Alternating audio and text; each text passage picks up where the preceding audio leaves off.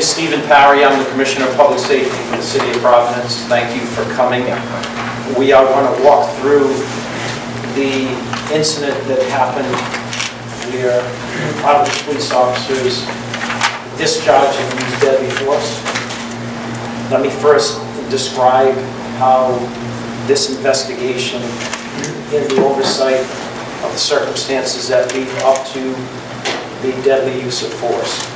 So whenever in the state of Rhode Island we have an officer-involved shooting, depending on the jurisdiction in which it happens, there's a joint investigation. So the local police, if it's a state police shooting, the local police joins the state police in the jurisdiction that it happens. When it's a Providence police shooting, the state police join in that investigation. That's a protocol that's been put in place nearly 15 years ago. So this investigation and the overview of the circumstances that led up to officer-involved shooting and the deadly force is being conducted jointly by the Rhode Island State Police and the Providence Police. We have Rhode Island State Police use deadly force. We had the Providence Police use deadly force as well. The Attorney General's office oversees those investigations wherever they happen in the state of Rhode Island. So the Attorney General joined when this shooting occurred, the Rhode Island State Police and the Providence Police. We have body cam on one of our officers in which we'll be releasing to you. We also have video from the highway system in which DOT, our Department of Transportation, oversees and manages. And that individual began recording and captured from the beginning of the pursuit right to the end. That tells the whole story about the engagement of the pursuit and then ultimately stopping that vehicle and the use of deadly force by one or more officers. Colonel Clements will walk you through. We will identify the victim that succumbed to the injuries that afternoon, and will identify the passenger, female passenger, that survived an injury and is still hospitalized. Any matters regarding the Rhode Island State Police, I'll refer to the state police for those questions to be answered by them. This is a Providence Police update and the Providence Police initiative that we release our body cam to the public, and that we're releasing the camera system that was recorded that shows entirely the beginning of the pursuit and then ultimately officers' use of force, and of course it was deadly force. At the end of this, you'll see these two videos, and we will give you access by our internet so you can access it electronically. So you need not have to film this. You'll have access once we put it up on our website, and that may take 30 minutes after this press conference. So let me ask the Colonel of the Providence Police, Hugh Clements, sort of to walk through, identify the victim, the other person that was injured, that was in the vehicle, and walk you through a timeline. And then we'll view the body cam, and we'll view the highway system cameras that were there. And then I'll talk a little bit about the number of officers from Providence and the body cams that were on our officers, and why all 5 of our officers didn't have body cams and why 2 out of the 3 were not engaged. So let me give you the Colonel of the Providence Police, Hugh Clements. Colonel. Thank you, Commissioner. Good afternoon, and thank you all for attending. And as the Commissioner has outlined, this is a very complicated situation in that there are many factors involved, so some of which at this early point in the investigation we have answers to, and still some, as you could imagine, outstanding. So I'll try as best I can to walk you through these set of circumstances. So early yesterday morning, about 9 a.m., the Providence Police Department becomes aware via a broadcast that a marked Rhode Island State Police vehicle had been stolen, and the vehicle contained a firearm. The suspect who had stolen the vehicle had been under arrest, and his name is Colonel Hugh, born in 1982. Shortly thereafter, we recover that vehicle in the Almond section in the city of Providence, off of Potters Avenue on Vineyard Street by Mash Park Street. The vehicle is recovered unoccupied. The firearm is inside the vehicle. No one is apprehended. Approximately an hour later, a Providence police officer, Juan Rodriguez, receives information from an eyewitness on the Antic Avenue that a subject fitting that description, who had stolen the marked police cruiser, was getting into a white pickup truck.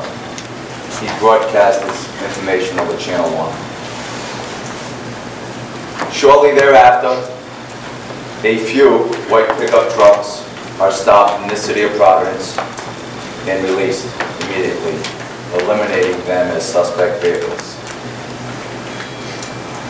About 10:35, Sergeant J. Kennedy broadcasts on Channel 1 that Cranston PD is attempting to stop a white pickup truck on Silver Lake Avenue at the city line.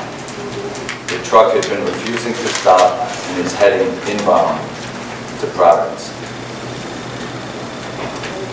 Sergeant Bohm broadcasts on Channel 1 that he is behind that vehicle. Now, I must add that the information that Juan Rodriguez got was that a subject was attempting to get in the back of that white pickup truck. That was information from the witness. Sergeant Bohm picks up the white vehicle that clearly is attempting to elude police, driving in an erratic manner, driving at high speeds, putting the general law-abiding public at risk. The vehicle is driven onto Route 10 North, the full length of Route 10 North, traveling left and right in all the lanes, and driving in a very aggressive manner in the Ford pickup truck that weighs about 5,000 pounds. Up ahead, Providence police officers had been preparing for that pursuit to be coming into the area of 95 North or South. Sure enough, the vehicle goes 95 North. There's traffic that's built up blocking the path of the fleeing pickup truck with the suspects and the police officers attempting to stop it. So minutes later, as the vehicle is caught up into traffic, officers converge on the vehicle. As that vehicle is driving in a very aggressive manner, and we'll show you this video shortly, this vehicle is now being used as a weapon in an attempt to flee, and it is hitting other cars. It is ramming at least one other car, and it is rocking back and forth. Police officers converge on that vehicle. Police officers, as they are authorized to do by the court, after some moments, feel that there is significant and imminent danger to people on the scene, begin to use force and to use lethal force. Several shots are fired by the Providence Police and the Rhode Island State Police. The Providence Police shoot about 20 rounds in total. We believe that's the number, but the investigation continues. And all those rounds have been accounted for. In total, there were over 40 rounds that are fired. While this is going on, Providence police officers are broadcasting shots fired. The vehicle is trying to run them over, hitting other cars, and rocking back and forth. There are two separate volleys of gunfire.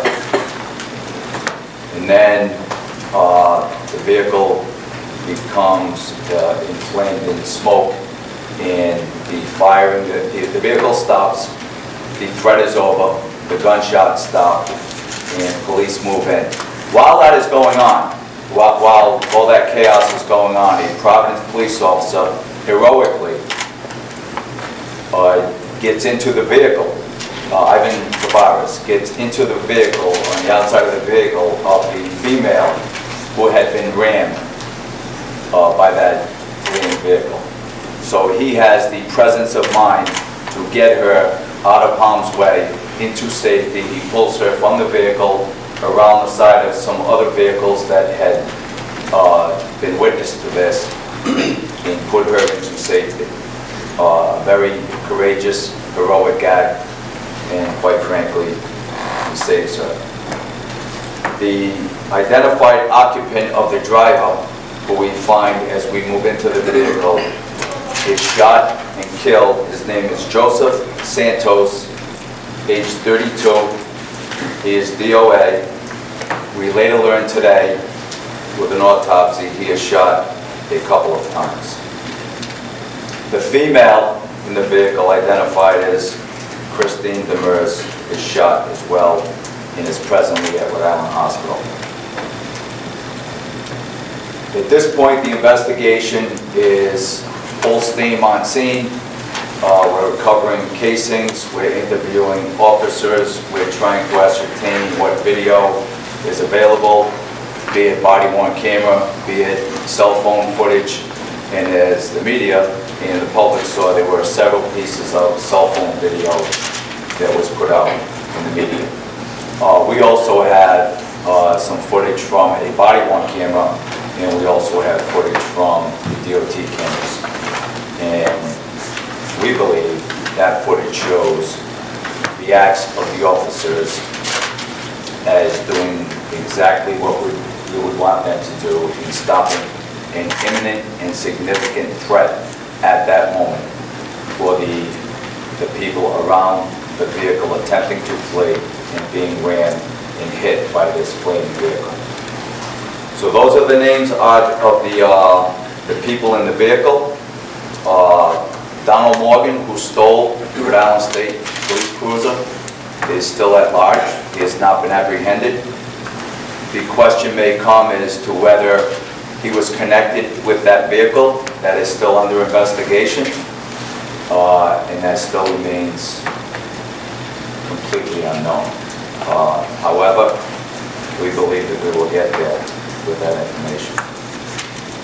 So, Commissioner, is there something you want to add before we show some footage? No. So let me just walk through our 5 officers that were involved in the shooting. So, as you can see on the video, when we do show it, you know, there are multiple officers from 2 different departments. Our 5 officers is a Sergeant Paola, who's a 21-year veteran. Officer LeBoyne, who's a 7-year veteran. Officer Zincone, who is a 22-year veteran. Officer Chris Zaroli, who is a 7-year veteran. And Major Oscar Perez, who is a 23-year veteran. Major Perez did not have a body cam. He's a major, and a body cam is not assigned to the command staff, so that is not unusual. Sergeant Paola did not have a body cam. One has not been assigned. Officer LeBoyne had a body cam, and that's the footage that you will see. Officer Zaroli had a body cam that was not activated. That officer tapped that body cam button once, and you have to tap it twice in order for it to be engaged. So perhaps, you know, for the benefit of outside media, this Providence Police Department just went into body cams in the last couple months, All officers have not yet been assigned a body cam. We've gone through training, and this is a new piece of equipment, and so we know that it's going to take both time and continuous training.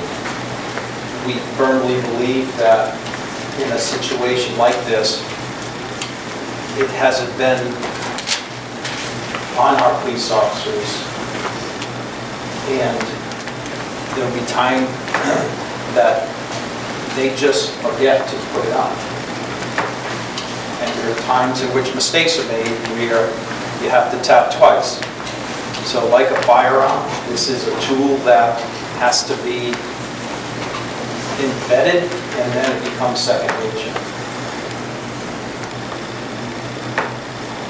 Officers in Cone was the 5th officer that had a body cam, but did not engage the body cam at all.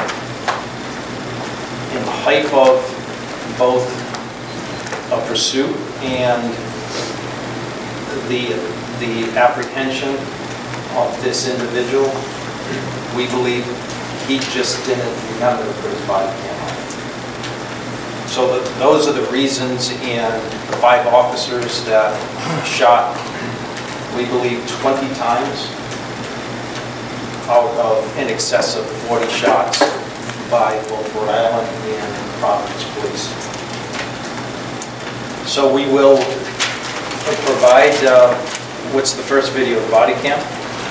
Or the Rhode Island Department of Transportation will be the first film. This is a film in which cameras on the highway have been recorded, and you'll see, and we'll play this again if there are questions. We really want you to have an understanding of what you're seeing here and what our tactics are when we're in pursuit of a vehicle, and what our tactics are when that vehicle is stopped, and then what our tactics are when that vehicle is used as a weapon, as Mr. Santos used.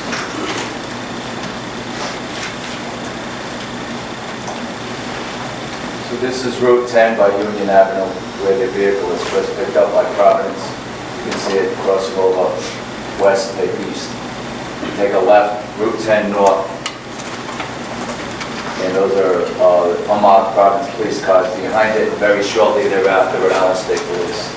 Several police cars, and you'll see the white pickup coming down the ramp. Several police cars in pursuit. Crossing all lanes, left and right. He's clearly attempting to elude police. You'll see different vantage points now. The camera guy does a great job. He goes the full length of Route 10, and eventually, we don't know which way. Here he comes by Dean Street. He's going to go 95 south or 95 north. At the last minute, he decides 95 north. And he cuts in front of that trailer truck. And police just had time to cut in front of it as well.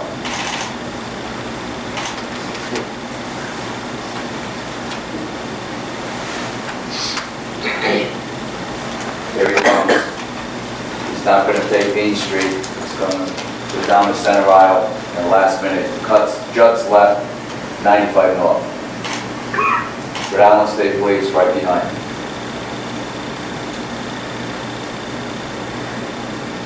He gets caught up in traffic on the ramp on the backside of the Providence Place Mall.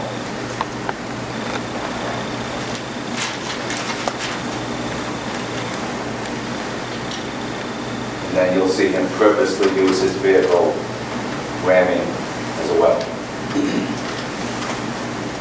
Cuts in front of the truck and then gets caught up.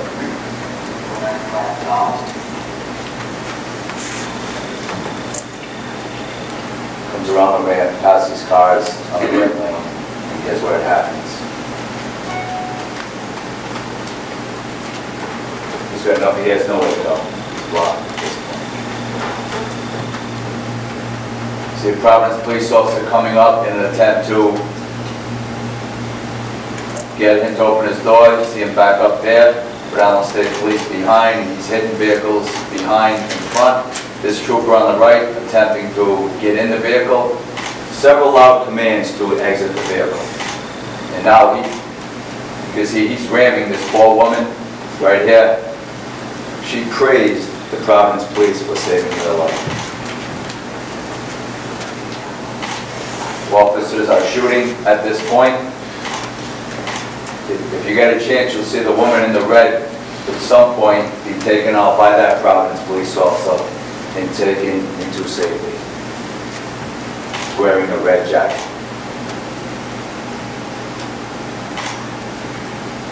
There she is.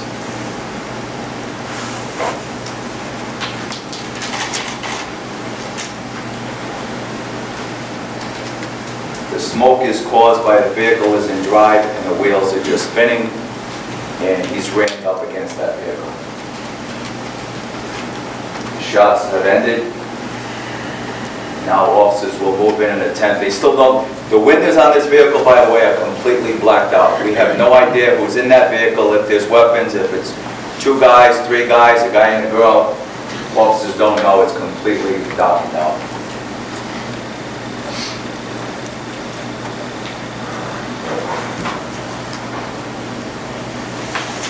Now they're moving in. You'll see officers getting on top of the vehicle to get the passenger out and the driver. That's when they realize the driver is severely and in the end fatally shot, and then realize the passenger has been shot. So they're attempting to get her out of the vehicle at this time.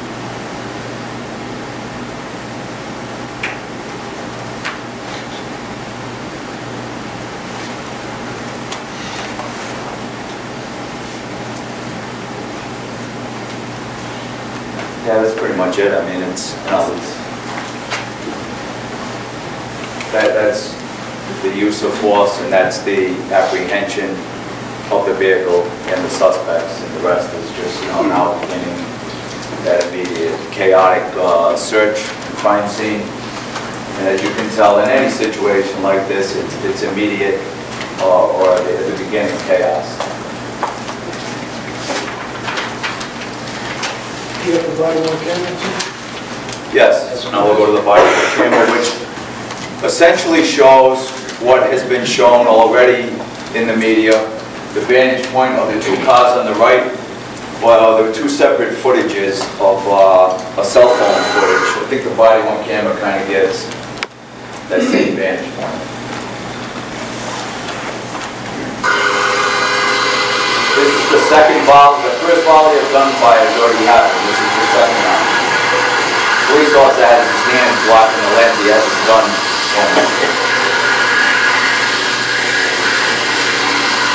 Get a vehicle. He's still trying to get away. He's still ramming that vehicle.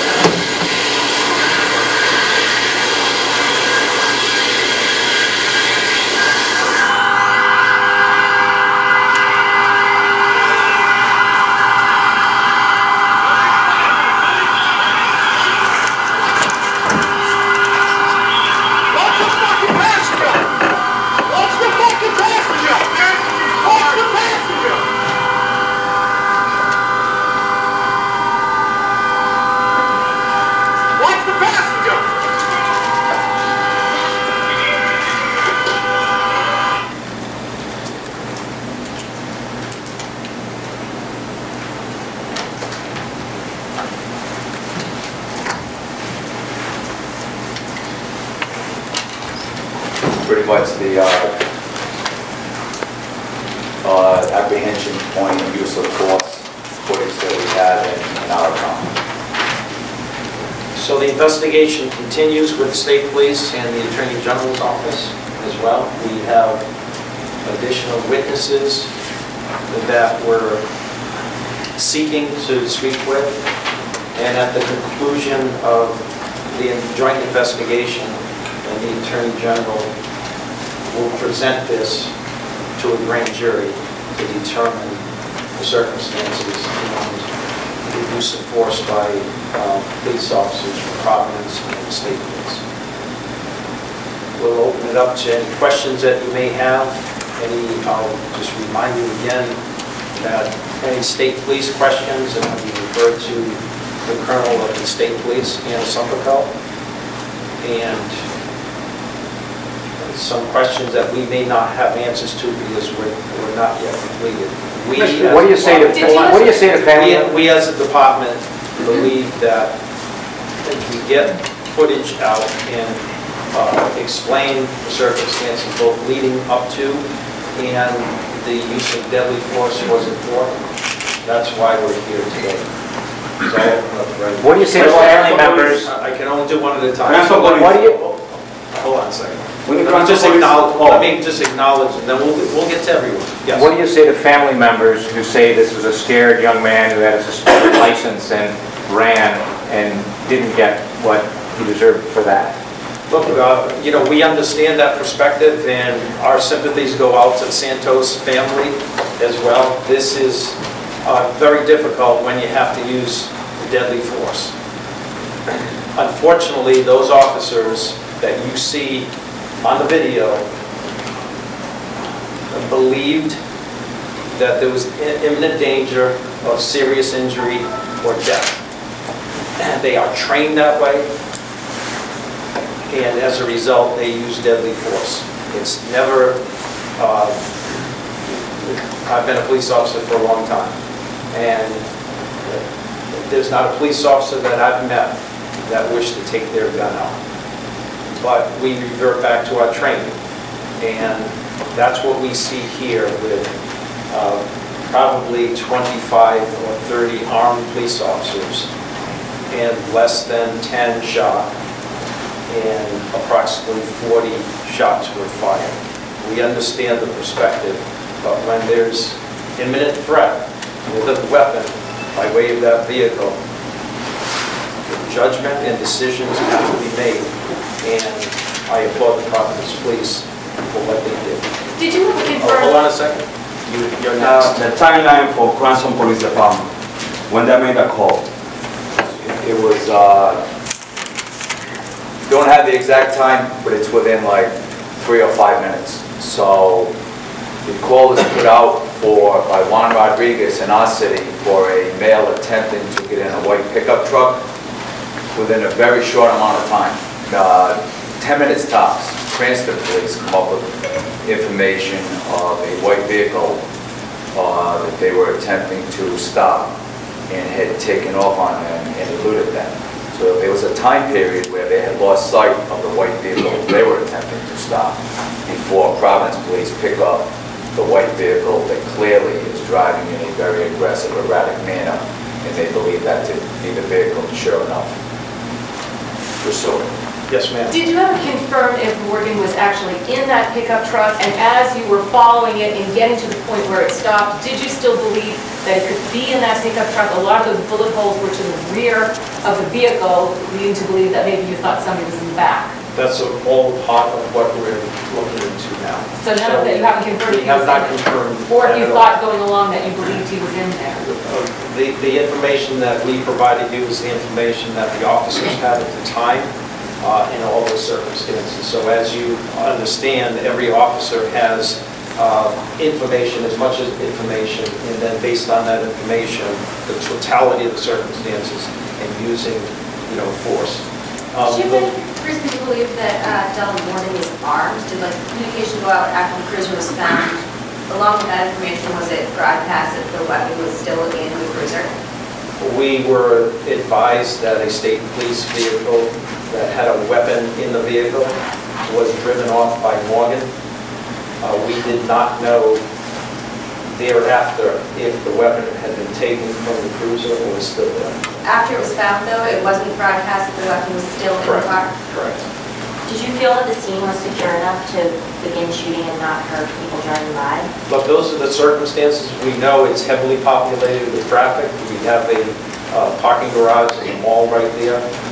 You know, a police officer, that's part of his training or her training, that, you know, the totality of the circumstances, where you are, and putting others in danger of the use of deadly force is all a consideration. So I can guarantee every police officer knew that there was that risk, but the overarching decision was the imminent threat for a serious bodily injury or death. Yes, I'm going to get to all of them. Can you speak more to the white truck, like what the circumstances were around it and what the specific call that went out was? Was it for a specific type of white truck or was it just any white truck? I don't have the specifics. It was a white pickup truck, whether the make and model was broadcast or not, but it was a white pickup truck. And that's that was because broadcast. one of Providence We police had officers saw a someone. witness in the Potters Avenue area, I believe it was Calhoun Street.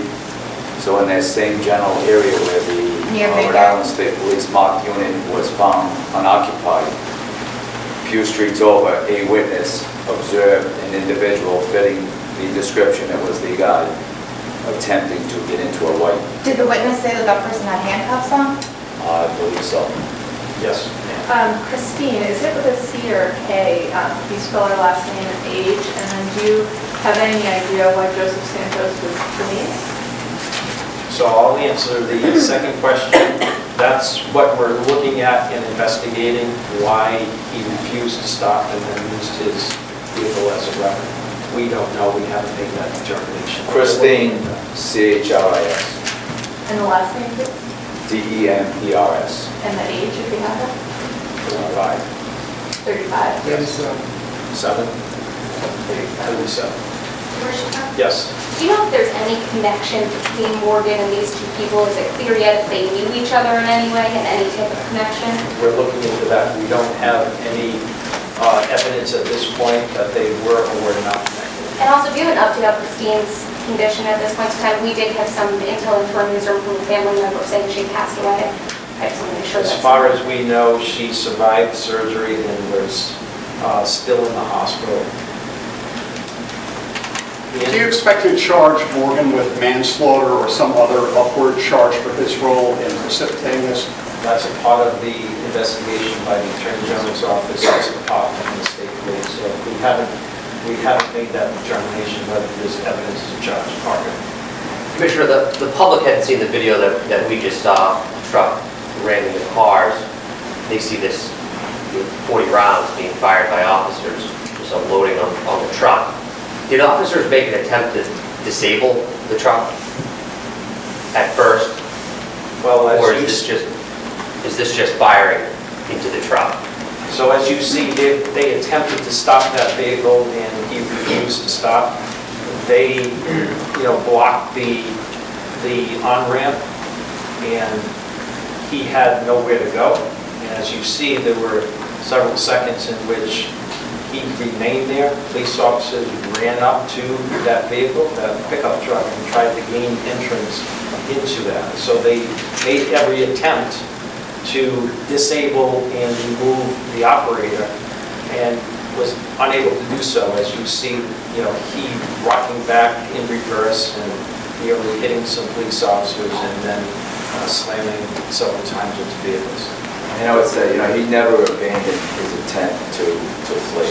You can see right up until the very end. And the training is, there is in the officer's perception on the scene, certainly in mine after viewing and knowing what I know, there is the perception that he is causing a significant and imminent threat to others, to officers, to the general public. And so they're trained to stop the threat. And it's really, he never abandons that attempt to flee. And at that point, he's using his vehicle in that attempt to flee as a weapon. Amanda? All right, so multi-part, but I'll be fast.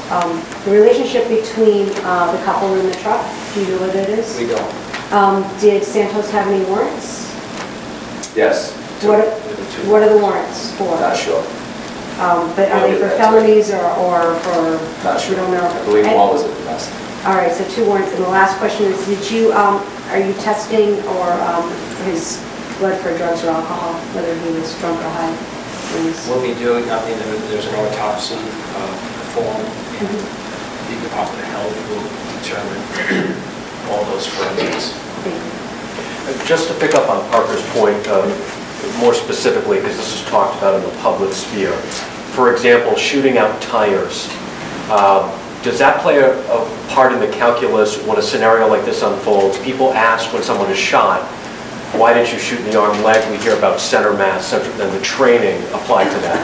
Can you, the answer might be the same, that they're trained to eliminate the threat, but can you address that point? Yeah, so there is a misunderstanding, and I've been in law enforcement a long time. My kids ask me, why didn't you just shoot, and hit the hand of where the gun is? Look, we're trained, when we use deadly force, is to eliminate. It's just that deadly force. And when a vehicle is being used, we have to eliminate that threat, and we continue until the threat is eliminated. The car is stopped, no longer ramming or rocking at all. So that's why you see police officers continue to fire as that car continues, or that truck continues in a forward motion, although pinned against the car, couldn't go anywhere by spinning the tires with all that rubber. And they continued until that threat was eliminated. Can you talk a little bit to the search for Morgan in South Providence prior to this incident happening? Approximately how many units were deployed? Was it clear at that point if he was armed with a gun from that state police cruiser? At which point did authorities know that Morgan did not have a weapon on him from that cruiser itself? Can you talk a little bit about that initial search for Morgan? So I don't have a lot of specifics, but we eventually realized that the weapon that was in the vehicle had not been stolen by Morgan, that, there was a search and we continue to look for him. We don't consider him a person that's violent or armed and dangerous, a person that stole a state police car or driven away in a state police car, and he was had various charges pending. So he's a wanted person, but he's not dangerous or violent. If he is a wanted person, not dangerous or violent, the use of tactical weapons and individuals on the south side, again, they're looking for this individual. Can you explain that? So timing of whether or not he did gain access to that weapon, I don't know. So look, when you have a person that takes a police car and there's a weapon in that police car, we assume that weapon was taken by that defendant, and we use all measures to keep our officers safe until such time, and we continue. Look, the safety of our officers is paramount. If it appears that we're heavily armed, it's because that's how we train, and at the time that's how we're seeking his apprehension. I just want to put in perspective and context that it really is, and we spoke about this yesterday, and we're still investigating whether they are connected, but it really is two separate situations. There's a stolen motor vehicle and a search for a suspect who stole a motor vehicle with a weapon. We later find out he doesn't have that weapon in the vehicle. But the separate incident is a vehicle fleeing and using that vehicle as a weapon, purposely ramming other people who are just going about their business. So it's all about a separate use of force because of the actions of the operator of that vehicle, not because someone stole the car. Just going to take a couple more. I'm going to get to... A couple very quick here. There was no weapon in the vehicle, right? We have not determined whether there's a weapon in the vehicle of the pickup truck. Okay, you haven't determined that. So it's under, yes. The 20-40 shots, can you explain the difference between the 20 and the 40 shots? Is that just the two volleys? No. There were two volleys. There were 20 by the Providence Police and 20-some by the Rhode Island State Police. Okay, that's right. The tactic of blocking the vehicle, was it flawed by the fact that some public were caught in the middle of the vehicle and the road blocked by officers? No. No? I mean, you had that woman in danger, you had to get her out. I understand. But those officers believe if he made it up onto the highway, it would have put a greater number of people at risk. A couple more here, yes. Do you know the condition of the people in the other cars that were hit by the white truck? Were they injured? The other... Injuries to civilians. Civilian injuries. Yeah. In the video we saw that the truck was hitting other cars. Yes, so she was brought to the hospital. The person that he ran several times brought to the hospital and released. And there was no other injuries as a result of either ramming or gunfire. Where in the police cruiser was that weapon, and could you speak to the search for Morgan? Have there been any other sightings in the last 24 plus hours? I'll refer the first question to the state police because it's their vehicle. And the second question, is, look, the Providence Police would like to apprehend along with the state police this individual, and will continue to seek his apprehension. Have there been sightings, though? Do you believe he's still in the evidence? Look, we're not going to reveal, whether or not we have. I appeal to the public. If you know where this individual is, please let us know, because we want to apprehend him, and we'll continue to seek And his there was an address given out yesterday, but we were told later he does not live there, so does he not have an address in Providence?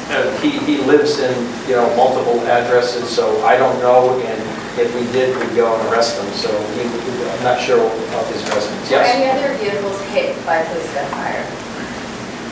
Yes, the vehicle in front of the pickup truck was struck Colonel, in the rear window. Colonel, what's the duty status of the officers who fired their weapons? What's their status? Administrative duty. Last question. Have you interviewed Christine yet? Is she able to be interviewed at this point? We have not been able to. Will you be interviewing her? We would seek to interview her, yes. Do you know the relationship between the two of them? We do not. Thank you for covering this. If you give us, tech guy says give me 30 minutes, so give us a little bit of time in which these two videos will be posted up on our website. I don't know where he is, but we'll be able to get you those videos so you have clear videos in which you can use. Thank you, everyone. Thank you.